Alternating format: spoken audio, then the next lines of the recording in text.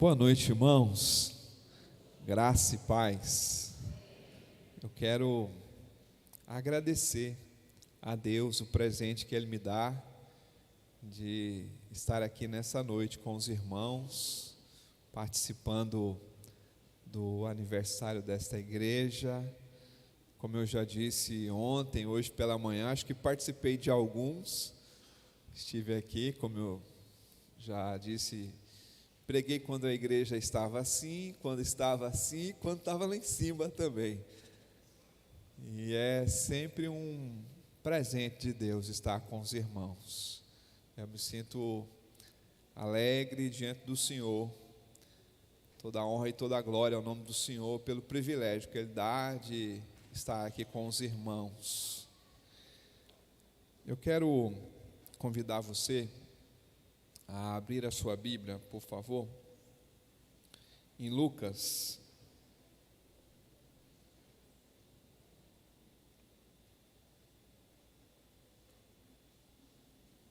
Lucas capítulo 1.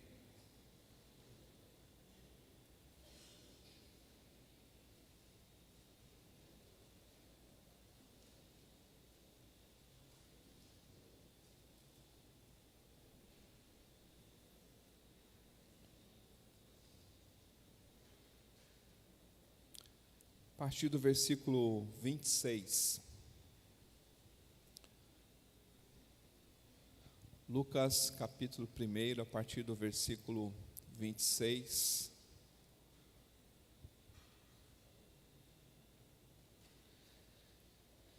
Diz assim a palavra de Deus: No 6º mês, foi o anjo Gabriel enviado da parte de Deus para uma cidade da Galileia chamada Nazaré. Há uma virgem desposada com certo homem da casa de Davi, cujo nome era José. A virgem chamava-se Maria. E entrando o anjo aonde ela estava, disse: Alegra-te, muito favorecida, o Senhor é contigo. Ela, porém, ao ouvir esta palavra, perturbou-se muito e pôs-se a pensar no que significaria esta saudação. Mas o anjo lhe disse: Maria, não temas, porque achaste graça diante de Deus. Eis que conceberás e darás à luz um filho, a quem chamarás pelo nome de Jesus. Este será grande e será chamado Filho do Altíssimo. Deus, o Senhor, lhe dará o trono de Davi, seu pai. Ele reinará para sempre sobre a casa de Jacó, e o seu reinado não terá fim. Então disse Maria ao anjo: Como será isto? Pois não tenho relação com homem algum. Respondeu-lhe o anjo: Descerá sobre ti o Espírito Santo, e o poder do Altíssimo te envolverá com a sua sombra. Por isso também o ente santo que há de nascer será chamado Filho de Deus. E Isabel, tua parente, igualmente concebeu um filho na sua velhice, sendo este já o 6º mês para aquele que diziam ser estéril. Porque para Deus não haverá impossíveis em todas as suas promessas. Então disse Maria: Aqui está a serva do Senhor, que se cumpra em mim conforme a tua palavra. E o anjo se ausentou dela. Meus irmãos, no Novo Testamento, nós encontramos algumas Marias. Não apenas uma, mas algumas Marias. Mulheres simples. Mulheres que, na verdade, não ganham nenhum sobrenome no Novo Testamento. Na maioria das vezes, elas são identificadas ou por ser de uma cidade, ou de uma aldeia, ou irmã de alguém, ou mulher de alguém. são mulheres simples. Nós temos Maria Madalena, por exemplo, identificada então pela sua pequena aldeia, Magdala. Só é mencionado uma única vez a aldeia de Magdala em todo o Novo Testamento. E essa mulher, tão importante devido ao seu relacionamento com o Senhor Jesus, por ter tido um encontro com o Senhor Jesus, por ser a primeira a testemunha da ressurreição e por servir ao Senhor com os seus bens, na verdade é apenas identificada por essa pequena aldeia. Nós temos Maria, mulher de Cleopas, possivelmente da aldeia de Emaús, tia do Senhor Jesus, apenas identificada como mulher de Cleopas. Você tem Maria de Betânia, identificada como irmã de Marta, ou irmã de Lázaro, alguém que hospedou o Senhor Jesus tantas vezes, mas simplesmente uma Maria. E nós temos aquela que ela mesma disse na canção que ela compôs, que ela seria considerada a mais bem-aventurada das mulheres, Maria de Nazaré. Simplesmente uma Maria, mas que o seu nome de alguma forma se destacou, não pelo seu próprio mérito, mas porque Jesus, a história de Jesus foi entrelaçada com a história dessas Marias.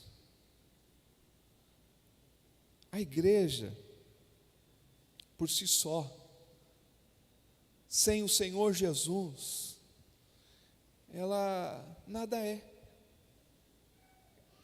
A igreja, sem a história de Jesus entrelaçada na história da igreja, nada é a igreja. Mas quando Jesus faz com que a sua história, a sua soberana mão que conduz e guia todas as coisas, e Ele faz com que sua história entrelace com a história da igreja,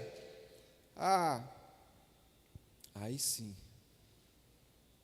essa igreja passa a ser o povo de propriedade exclusiva de Deus, a nação santa, aqueles que proclamam as virtudes daquele que nos chamou das trevas para a sua maravilhosa luz. Eu queria, olhando para a vida desta simples Maria, desta Maria de Nazaré, e ao olharmos para ela, vemos um exemplo para nós, como igreja, para nós como cristãos, não como um mérito nosso, mas como uma resposta da graça de Deus. E eu queria então, nessa noite, pensar sobre a fé de Maria, a adoração de Maria, e a humildade de Maria. A fé, a sua adoração e a sua humildade, como um caminho que deveríamos como igreja e como cristãos trilhar nesta história entrelaçada entre o Senhor Jesus e a nossa própria história pessoal. Capítulo 1 do Evangelho de Lucas nos fala de duas visitações do anjo Gabriel.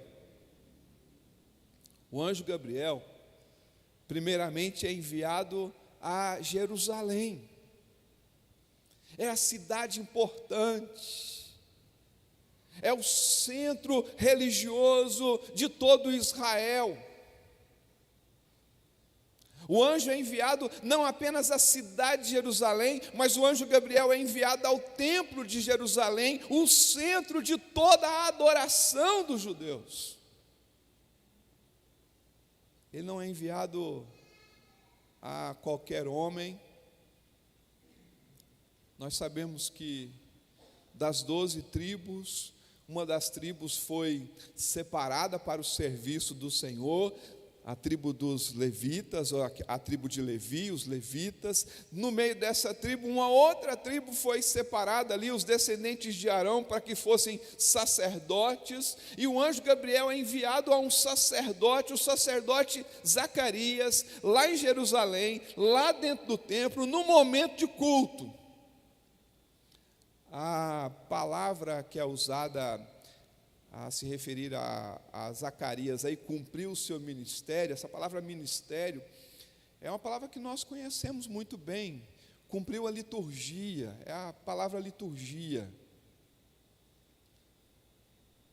Quando o anjo, na cidade de Jerusalém, no templo, falando a um sacerdote, alguém que está envolvido inteiramente com o trabalho do Senhor, então o anjo diz assim: olha, o Senhor ouviu sua oração, você vai ter um filho, esse filho vai ser aquele que vai à frente do Senhor, ele vai ser grande, ele também vai ser alguém usado pelo Senhor.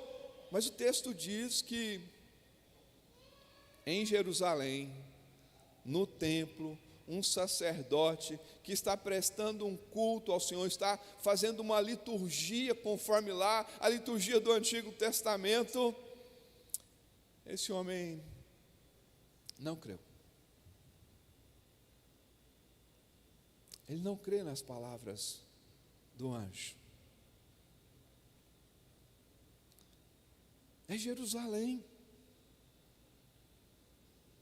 é o templo, é um sacerdote, não é um sacerdote novato, mas é um sacerdote já avançado em dias. Não é um sacerdote desviado, não, é um sacerdote que cumpre a lei do Senhor, que são ambos justos, tanto ele quanto a sua esposa, mas esse homem não crê nas promessas do Senhor. Uma nota explicativa, rápida, ligeirinha. Se você já falou por aí que os anjos têm vontade de pregar o Evangelho, mas nunca puderam pregar o Evangelho, fale isso mais não, tira esse. As expressões do anjo Gabriel é dizendo assim: eu vim trazer-lhe boas novas, e é a tradução da palavra Evangelho para Zacarias. O anjo está pregando o Evangelho para Zacarias, as boas novas. Então, esquece essa parte aí, só essa nota explicativa, rápida, ligeira. Ele não crê.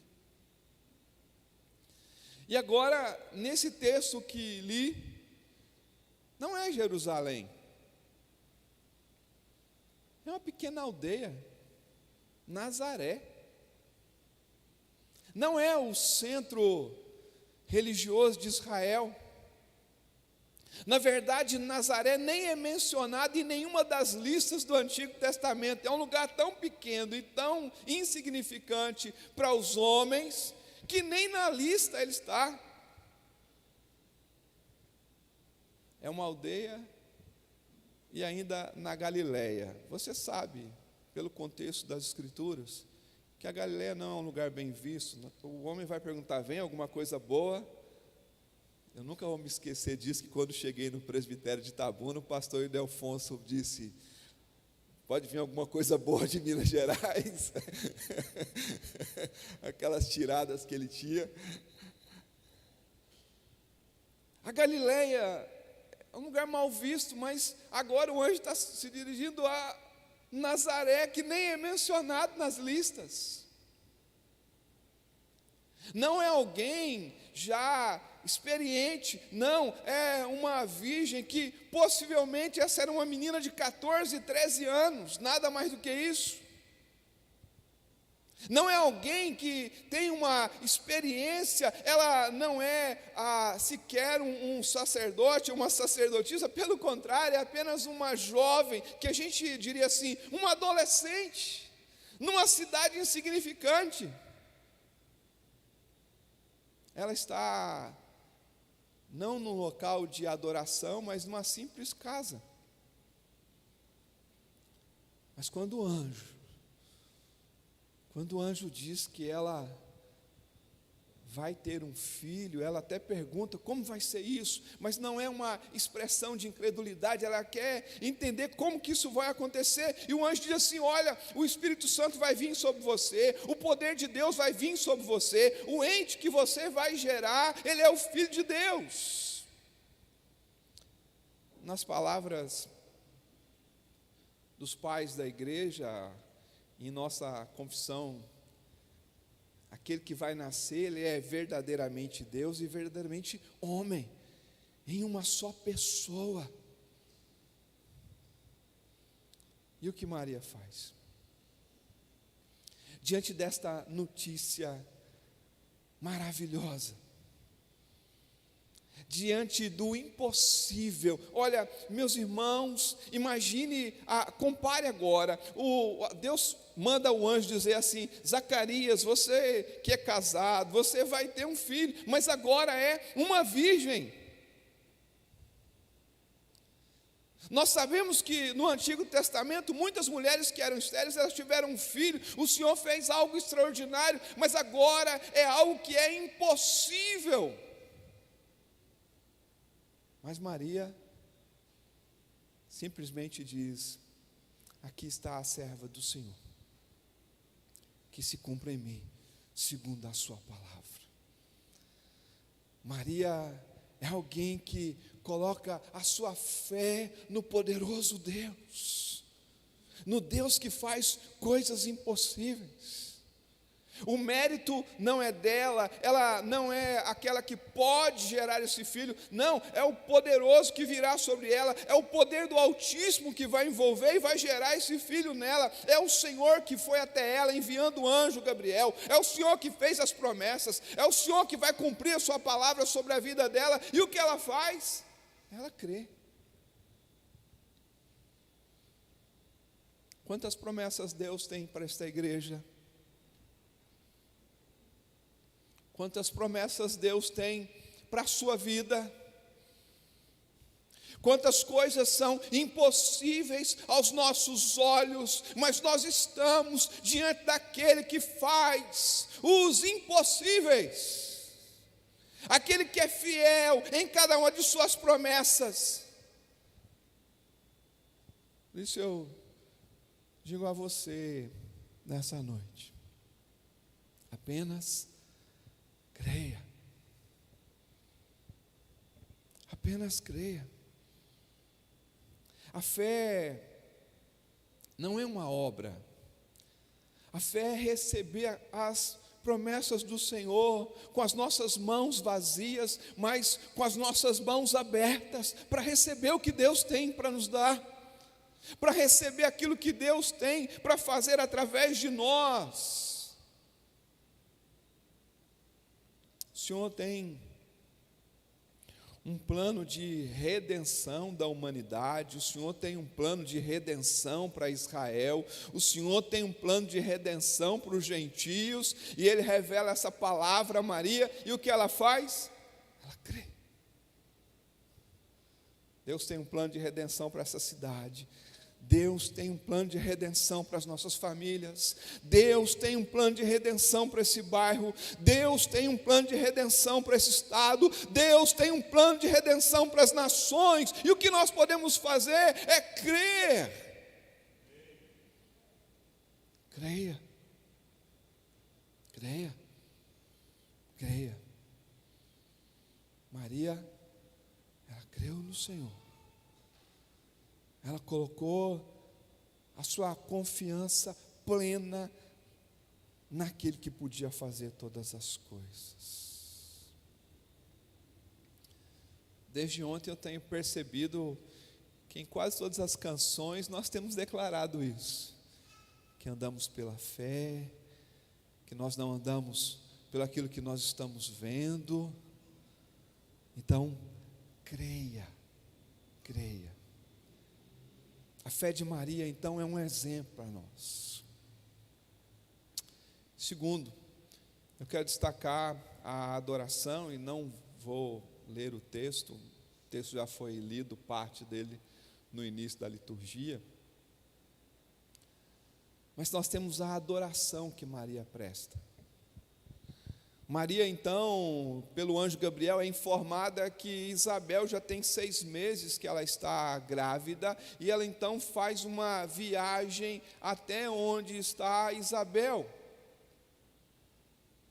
E ao chegar ali, ela então recebe uma saudação especial, uma saudação extraordinária. A Isabel diz: olha, como é que pode a mãe do meu Senhor? Quando você chegou, a voz da sua saudação, o bebê estremeceu aqui.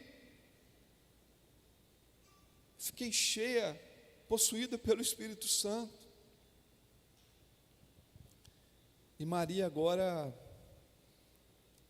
adora o Senhor. Maria, ao adorar ao Senhor, nos ensina que o mérito não é nosso. O mérito não é dela.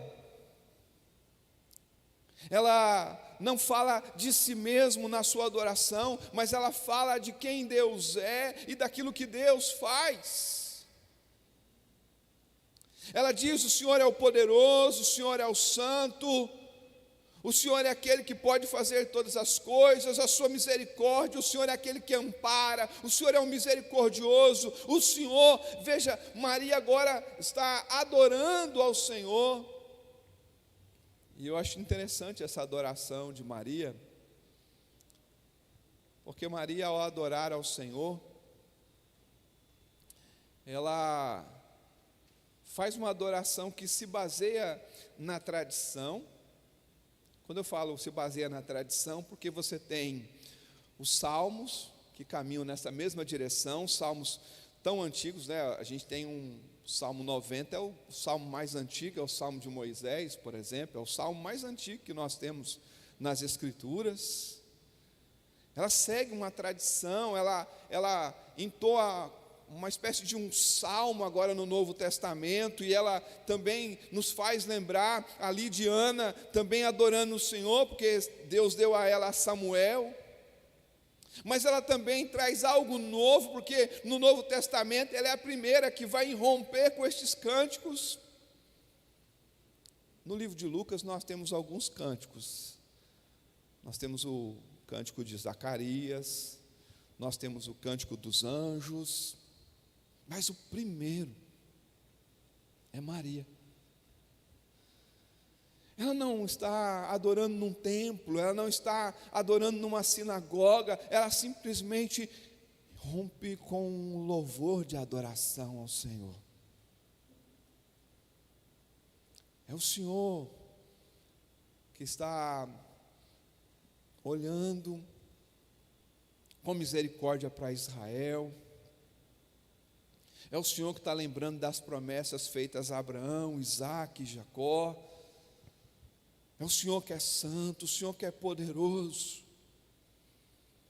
Meus irmãos, nós devemos tomar muito cuidado no sucesso da igreja, esquecermos de que é o Senhor quem opera todas as coisas.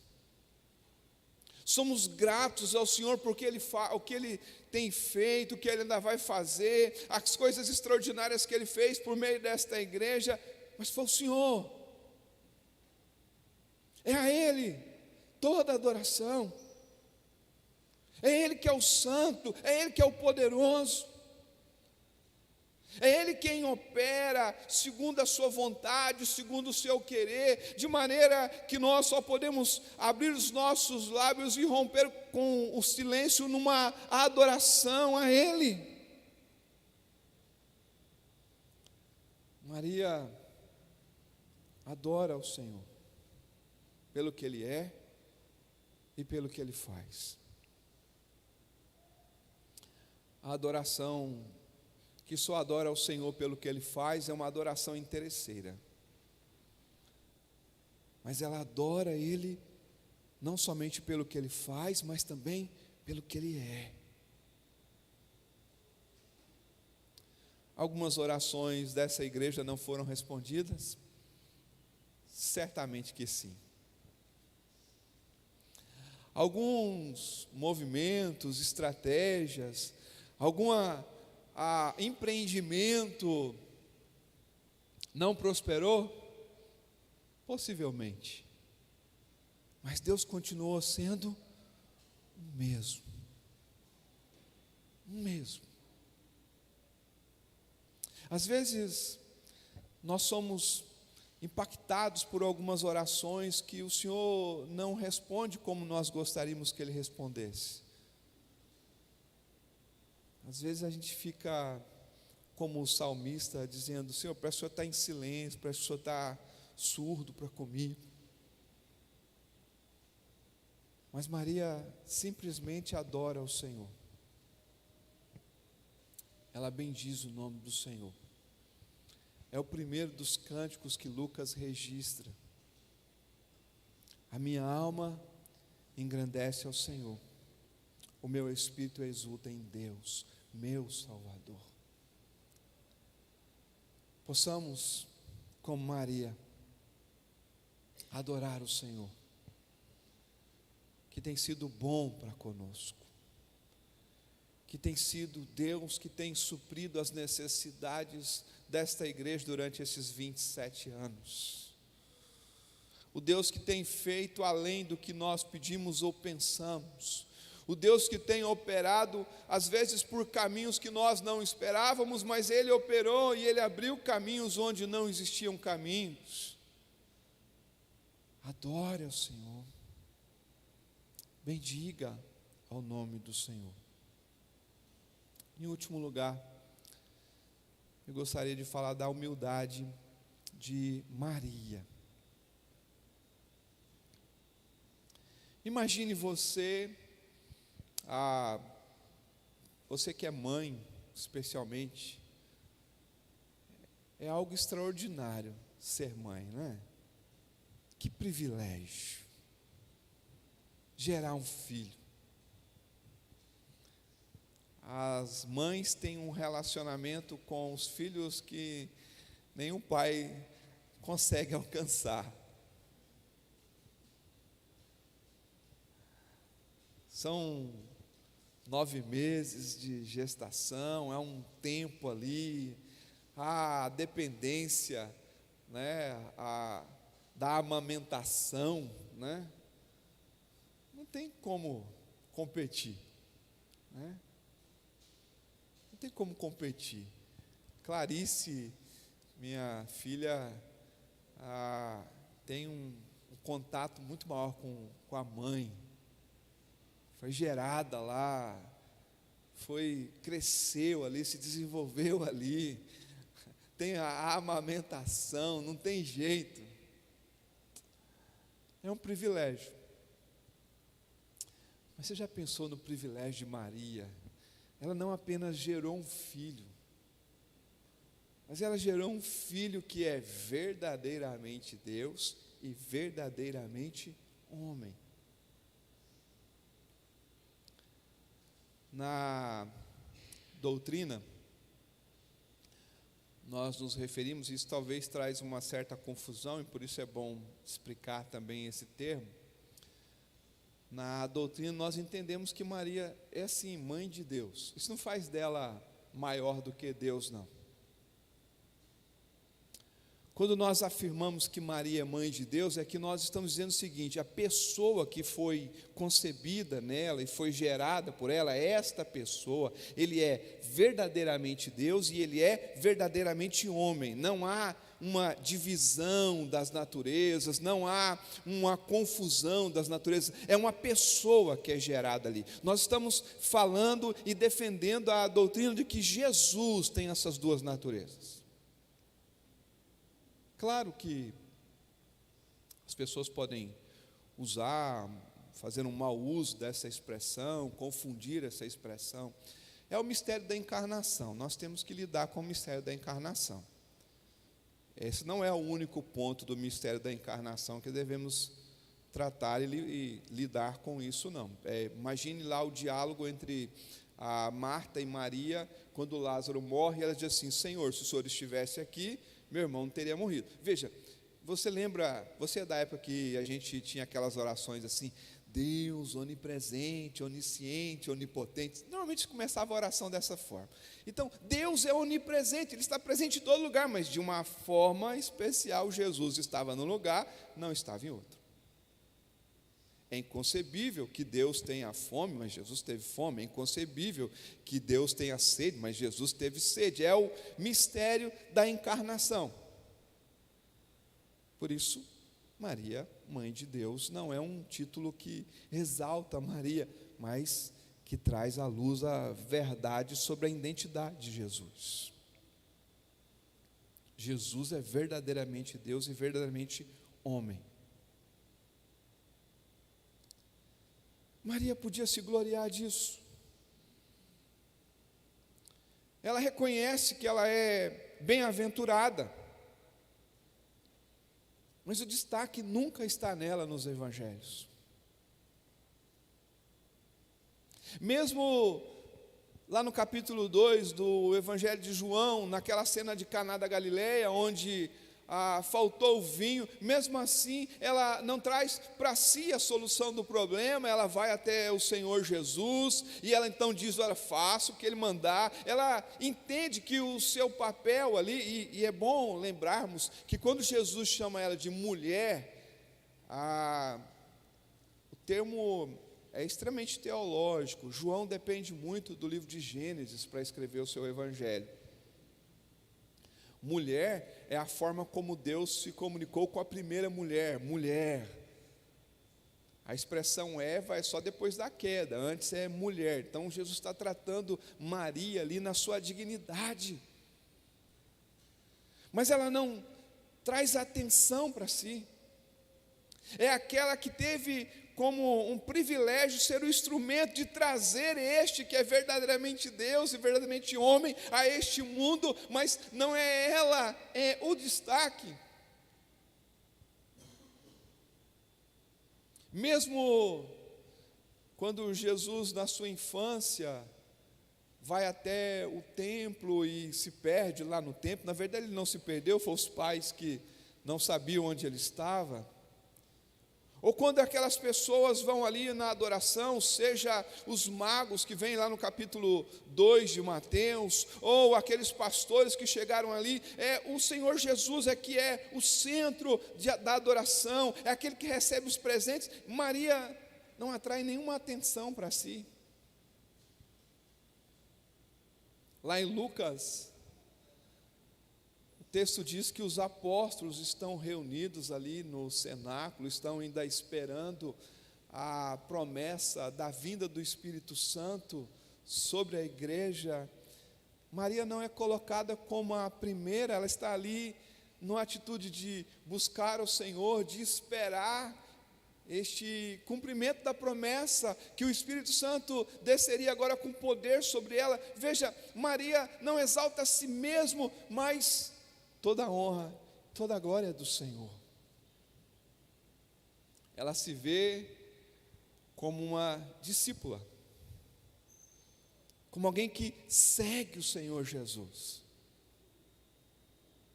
Ela é uma discípula que medita em todos os acontecimentos. Em alguns momentos ela não consegue entender ali os movimentos que o Senhor Jesus faz quando ele tem 12 anos, mas o seu coração está a meditar e ela está disposta a seguir o Senhor Jesus. Veja, lá na cruz do Calvário, Maria está lá como a discípula do Senhor Jesus, capaz de segui-lo até aquele momento. E quando Jesus, no alto da cruz, diz, olha, João, você agora vai cuidar de minha mãe, quem vai cuidar de você agora é João. E ela, como discípula, uma discípula do Senhor, o texto diz assim, e eles foram para casa. A humildade não é apenas aquela ideia de diminuirmos a nós mesmos.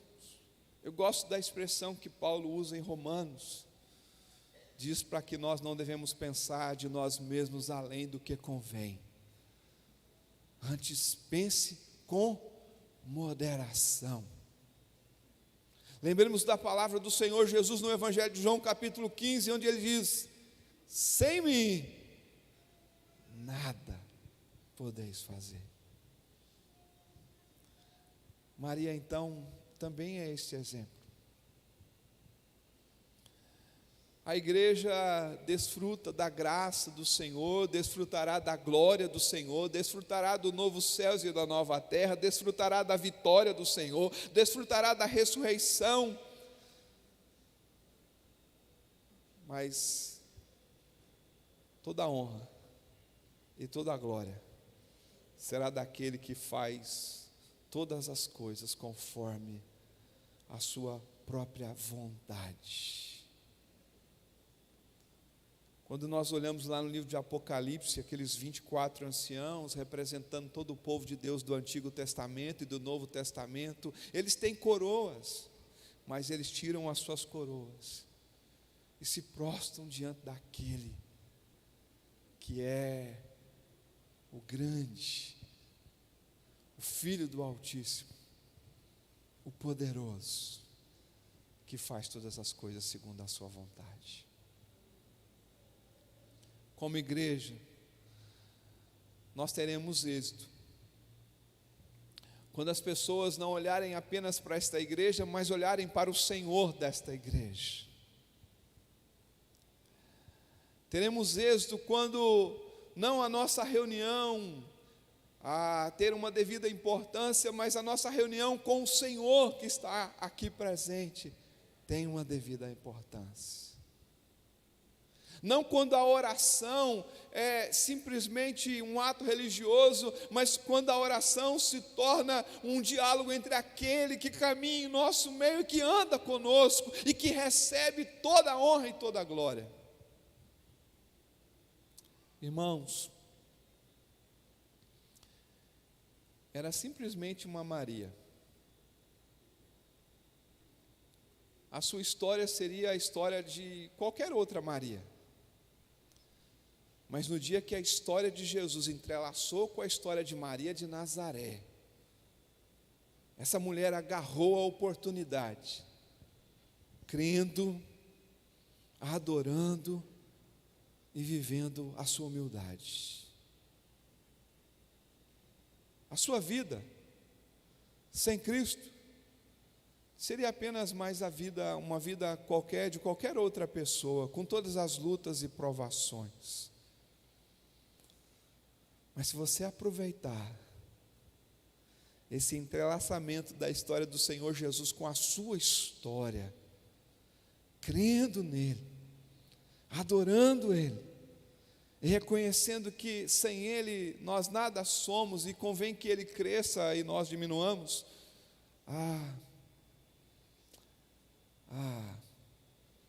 a nossa história será uma história digna de ser pregada, como está sendo pregada nessa noite, uma história digna de ser lembrada, como está sendo lembrada nessa noite, uma história digna de ser imitada, se nós tão somente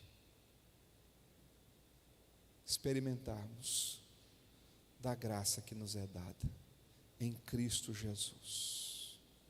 Vamos orar? Pai Santo,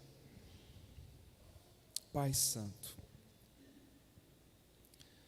estamos diante do Senhor. Cada um aqui tem um nome, como outras pessoas também têm este mesmo nome.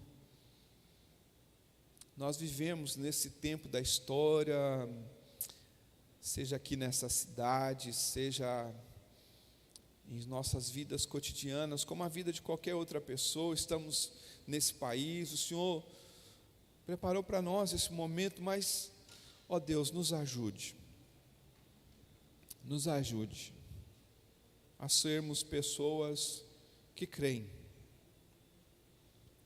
pessoas que andam pela fé e não pelo aquilo que enxergamos ou aquilo que nós estamos vendo, que não anda apenas pelas coisas possíveis, mas que anda pelos impossíveis do Senhor, que confia em suas promessas.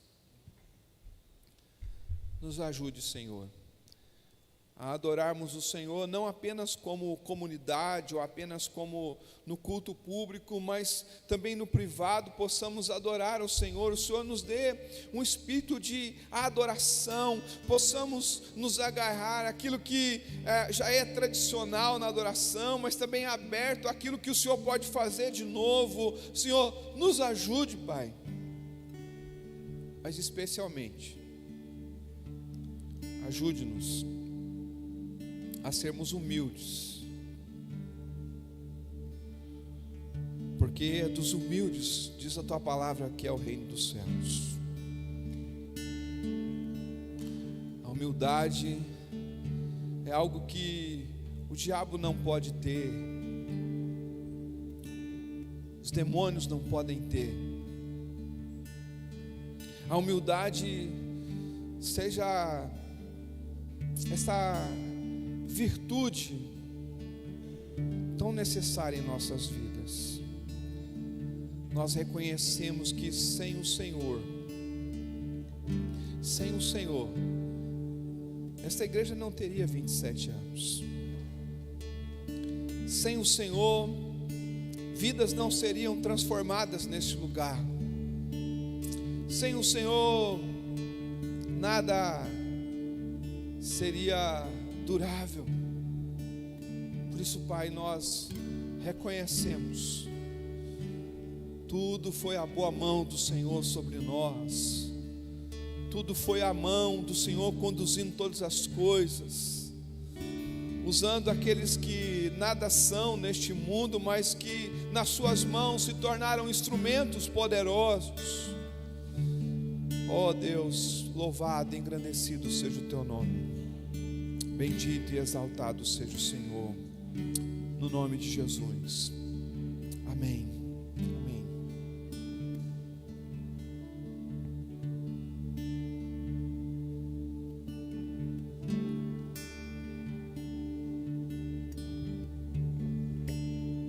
Que Deus nos abençoe.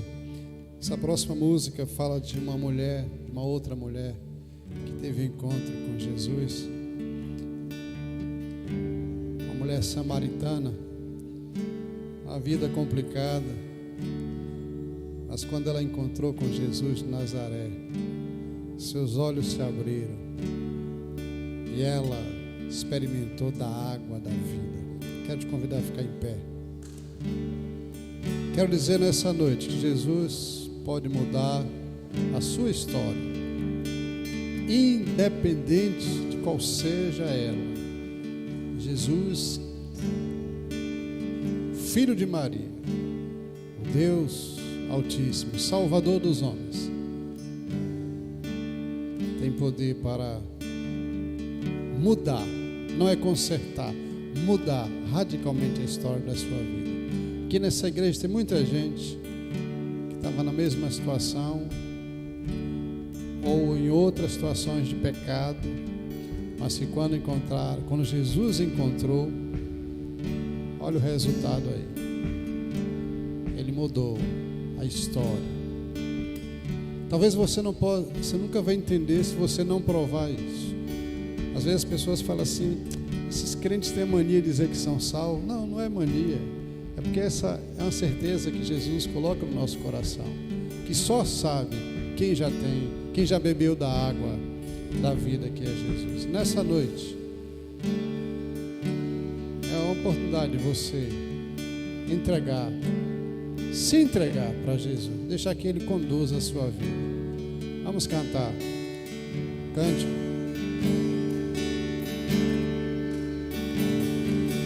Existe um rio, Senhor, que flui do teu grande amor, águas que correm no trono, águas que correm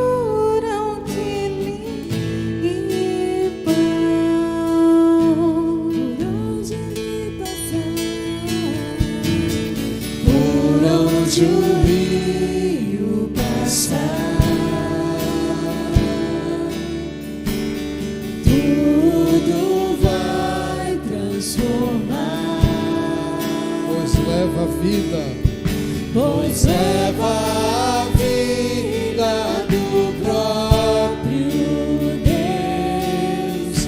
esse rio está Neste lugar,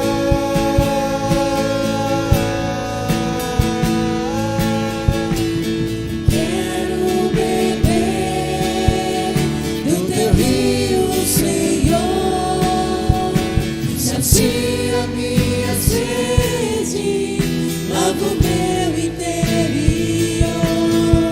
Eu quero fluir em tuas águas. Eu quero beber da tua fonte, fonte de águas vivas. Tu és a fonte, Senhor.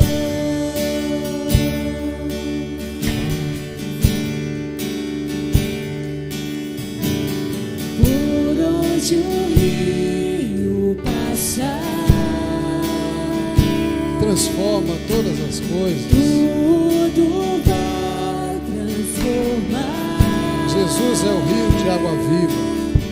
Pois leva a vida do próprio Deus. Esse rio está neste lugar.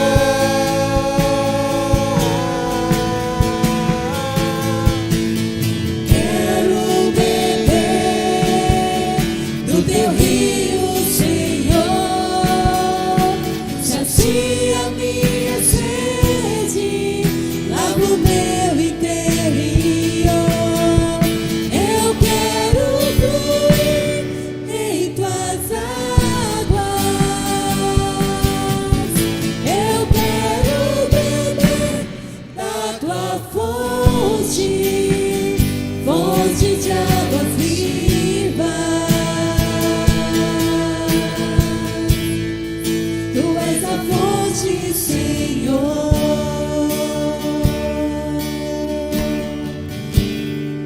Tu és o rio, Senhor.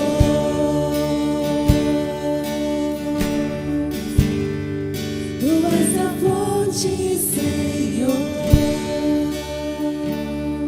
Que a graça desse Jesus, fonte de água viva, seja derramada sobre vós, irmãos.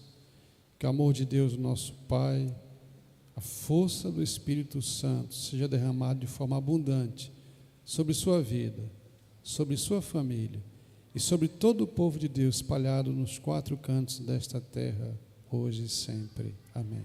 Amém. Pode sentar. Deus nos abençoe. Quarta-feira nós retornamos aqui, nós temos culto de oração, então você é nosso convidado. A gente está sempre falando o seguinte: não prometemos nada, prometemos é orar para Deus abençoar. E próximo domingo, de hoje a 8, nós temos um culto, mais um dos nossos cultos, e próximo domingo nosso tema será Mulheres para Cristo. Uma oportunidade para todas as mulheres entrarem por essas portas com várias convidadas, em especial, mulher trazendo mulher. E quem vai ministrar aqui, palavra do Senhor, será uma mulher. Então, é um culto evangelístico. Então, você tem a semana todinha para você orar, convidar, trazer mulheres não cristãs, para que conheçam Jesus de Nazaré. Tá bom?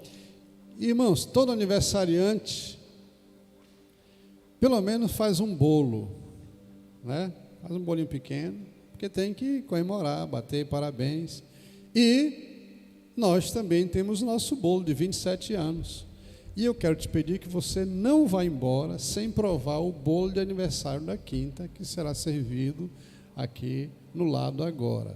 Esse não é o bolo de coração, mas foi feito de coração. Que coisa linda, né? Não é o bolo de coração, mas foi feito de coração por Sossó e a sua turma. Então, olha, prepara. Agora só coma um pedaço, tá? Seja, né, seja um convidado educado, tá bom? Então, nós vamos. Obrigado por sua presença aqui conosco. Volte mais vezes. Se você está procurando uma igreja séria, acabou de encontrar. Você não precisa mais ir em outro lugar, porque essa aqui é a sua igreja. Se você está procurando um pastor para cuidar da sua alma, você aqui encontrou 2, eu e o George. Se você está precisando de uma igreja acolhedora, esta aqui é a sua igreja. Porque a igreja que gosta de acolher, de abraçar, de beijar, é essa aqui. Então, seus problemas acabaram, tá? Suas buscas acabaram. Este é o lugar para você ficar, porque a quinta igreja é uma igreja ideal para você e para a sua família. Que Deus abençoe, tenham todos uma boa semana. E olha, Atos 20 e 29. Atos, a história continua. A história continua. Amanhã a gente já está entrando no 28º ano. Nós precisamos, que a gente cantou aqui, crescer, avançar, e Deus vai continuar operando no nosso meio. Que Deus abençoe, e vamos comer o bolo do coração de Sossó. Que Deus abençoe a todos, tenham todos uma excelente semana. Mário Daniel, obrigado. Deus continue abençoando. Obrigado a todos os irmãos que trabalharam, os que ornamentaram, a todos os irmãos. Eu não quero citar para não cometer equívoco, mas Deus abençoe. Obrigado, meus presbíteros, meus líderes, por estarem nessa jornada comigo. E Mário, agora acho que você não vai pregar em outra igreja diferente, não. É aqui mesmo. Não tem mais novidade, não. Tá bom? Deus abençoe, irmãos. Vão na paz de Jesus.